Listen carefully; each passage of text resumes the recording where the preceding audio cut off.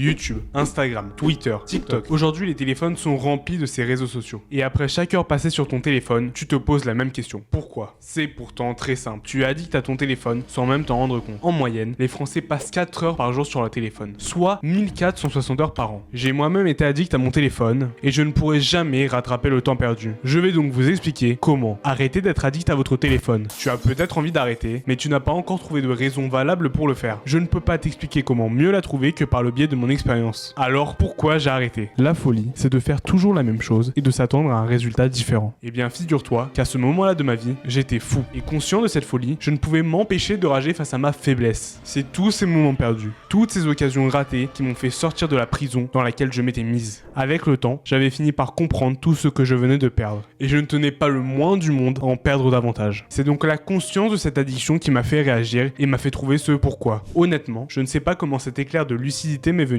mais heureusement pour toi, tu n'auras même pas besoin de lui, car je te l'offre durant toute la vidéo. Mais alors, quel est mon pourquoi? Il est très simple, mais aujourd'hui les gens n'en ont même plus conscience. C'est simplement de vivre. Voilà mon pourquoi. De simplement arrêter de regarder des vidéos qui ne m'apportent que du regret et d'enfin pouvoir profiter de ce qui m'entoure, la réalité. Je me suis servi de toute la haine que j'avais envers ces vidéos débiles et envers moi-même pour avoir perdu tout ce temps pour stopper net ma consommation. Du moins, c'est ce que j'aurais aimé vous dire. Mais malgré une forte baisse, je n'avais pas totalement arrêté. Pourquoi ? Simplement parce qu'utiliser mon téléphone me semblait comme une évidence et que je n'avais rien d'autre à faire. C'est à partir de ce moment-là que j'ai goûté au bonheur, au développement personnel. Est-ce que tu as vraiment envie de faire ça? Est-ce que tu as vraiment envie de dédier une partie de ta vie à ça? Et à la place de ce temps, qu'est-ce que tu pourrais faire? Et là, on imagine tout de suite que tu décides de développer une capacité et que tu passes tout le temps que tu as accordé à ton téléphone à développer cette capacité. Imagine un peu le niveau que tu aurais aujourd'hui. En utilisant son téléphone, on adopte tout de suite une vision court terme, car le téléphone, c'est uniquement le moment présent. Mais qu'en est-il du futur? Eh bien la réponse, c'est rien. Une fois que c'est passé, et tu n'en retires aucun bénéfice. Donc maintenant, on passe aux étapes qui m'ont permis et qui vont te permettre d'arrêter d'être addict à ton téléphone.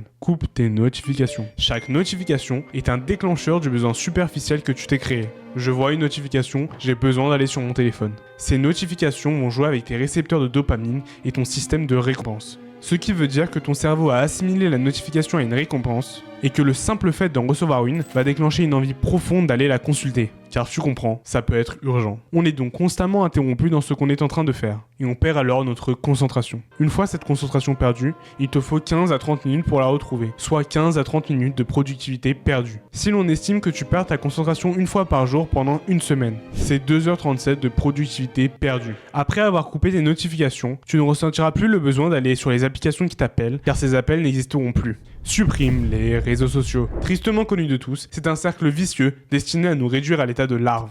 Je me suis donc questionné sur pourquoi les gens continuaient d'aller sur les réseaux sociaux. D'après cette étude de Diplomeo, 78% des jeunes se rendent sur les réseaux sociaux pour discuter avec leurs proches, 74% pour passer le temps, et 65% pour s'informer, principalement sur Instagram. Je vais donc en toute humilité démonter ces trois arguments. Parler avec ses amis. C'est vrai, quel lien social magnifique de parler à un écran. Bien sûr, il y a aussi la situation géographique, mais il ne faut pas devenir dépendant de cette personne si tu es dans l'incapacité de pouvoir lui parler. Et bien souvent, ces conversations n'ont qu'un but précis et cherchent simplement à faire passer le temps. Vouloir passer le temps, c'est comme se réveiller le matin dans l'espoir de pouvoir déjà se coucher. Mais dans ces cas-là, pourquoi vivre? On peut alors penser au plaisir. Mais ce n'est pas un réel plaisir, c'est un plaisir éphémère qui est voué à disparaître. Ce phénomène de passer le temps vient de la mauvaise valeur que les gens lui accordent. Ils ne se rendent pas compte de la denrée inestimable que c'est. Personne ne peut acheter de temps. Personne n'a de temps en illimité. Tout le monde possède 24 heures dans une journée. Il faut donc chercher à optimiser ce temps. Et ce n'est pas en le jetant à la poubelle qu'on réussira à le faire. Pour mettre un peu de contraste avec ce passe-temps, je vais parler d'une philosophie de vie, Memento Mori. Son origine remonte à l'Antiquité gréco-romaine, quand un esclave se tenait aux côtés d'un général victorieux pour lui rappeler qu'il n'était que mortel. Chaque fois que tu es sur ton téléphone, affalé sur ton canapé à scroller sur TikTok, souviens-toi que tu vas mourir et que c'est peut-être le dernier jour de ta vie. Et enfin, le dernier argument, s'informer. Je rappelle que ce sondage a été fait sur des jeunes, je vous donc laisse imaginer les informations. Savoir qu'Inoxtag est en train de gravir l'Everest ne va rien changer à ta vie. En réalité, c'est surtout un moyen de se détourner de sa condition, car c'est tellement plus simple de se concentrer sur la vie d'Inoxtag que sur la sienne, mais pendant qu'Inoxtag ou je ne sais qui accomplit des choses grandioses, tu restes là à consommer ce qu'ils produisent. Filtre tes conversations. Comme on vient de le voir, la plupart des personnes communiquent sur les réseaux sociaux, sauf que sur les réseaux sociaux, tu n'as pas uniquement uniquement des messageries, mais également des stories et des posts. En bref, tout ce qu'il y a de mieux pour ne pas directement répondre aux messages reçus. Je me suis rapidement rendu compte de cela et je me suis donc posé une question très simple. Comment filtrer mes conversations? Je me suis d'abord demandé quels étaient les messages auxquels j'accorde le plus d'importance. Ces messages étaient ceux de mes parents. Ils sont les seuls à pouvoir me communiquer une information qui aura une réelle influence sur mon futur. J'ai donc à ce moment-là cherché une messagerie vierge, où j'étais sûr de n'être contacté par personne. J'ai alors trouvé message. L'avantage de message, c'est que plus personne ne l'utilise. Tu n'es donc plus à la guise de tout le monde, et seules les personnes auxquelles tu as communiqué ton changement sur message pourront encore te parler. Au moment de faire ce tri, vous vous rendrez compte du nombre inutile de messages que vous recevez en permanence. Il ne faut ajouter à cette liste uniquement les personnes pouvant changer votre futur. À partir de ce moment-là, chaque message revêt une importance particulière.